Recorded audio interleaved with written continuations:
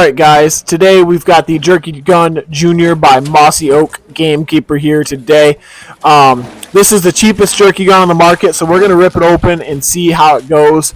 I've got a couple expensive ones and a couple cheap ones. This one was about $19.99 on Amazon. 2-day shipping, let's go, thanks Bezos. And we're going to go ahead and give it a shot and see if we like it. So right out of the box here, comes pretty much fully assembled. Nice ergonomic handle on there. I like a lot. It actually pivots in the middle so you don't get any cramping if you're doing a big bulk of jerky like I will be. We've got just like a caulk gun. We've got the plunger release back here. And it pumps nice and even. The thing I'm interested in is will it continue pumping out meat while you're not, while you're reloading your hand charge there. So while you're squeezing it, if it's a nice consistent pool, that's really the only thing to look at for a jerky gun, especially one that's this cheap. Other than that, it's pretty much just a caulk tube. So what I'm looking for later in this video is, do we get an even disbursement of meat? Does it push out the air pockets? Or do we get, crappy ground jerky? So the two attachments we have here is our double jerky strip dispenser, probably 3/4, 0.8 inches long, and then our snack strip double dispenser as well, along with a sausage stuffer. Now, anyone who's doing this, looking at the difference between the sausage stuffer, don't use that sausage stuffer on a jerky gun. Get the meat grinder attachment. You're going to take way too much time using a jerky gun if you're doing a big batch.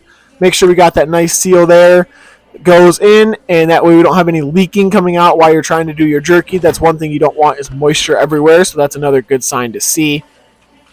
Screws nice and tight on there. Backside pops off to load our jerky, and we are pretty much ready to go right there. I like the looks of it. We're going to stuff the tube and see how it does, and give her a shot and see what happens.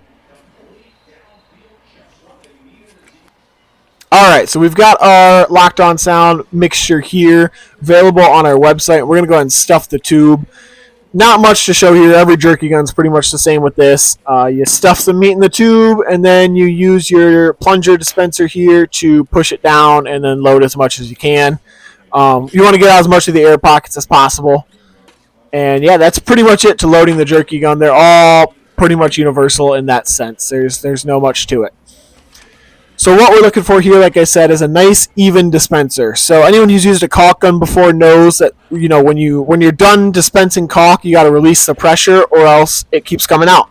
Same for this jerky gun here, which I really like to see.